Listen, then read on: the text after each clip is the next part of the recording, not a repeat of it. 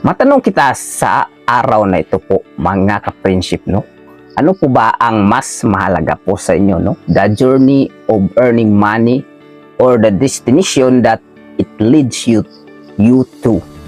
So, ano po ba ang pinakamahalaga po dyan, no? So, ang matanong ko po sa inyo is, ano po ba yung goal mo? So, siyempre po, ang goal po natin is makapag-provide sa pamilya, matulungan ang ating pamilya. Yan po ang goal, ultimate goal po natin. So halimbawa po ay ikaw po ngayon ay 25 years old din, ano po yan, di ba? Pagkatapos ng pagising mo ay 85 years old ka na, and then nakuha mo lahat yung mga pangarap mo, di ba?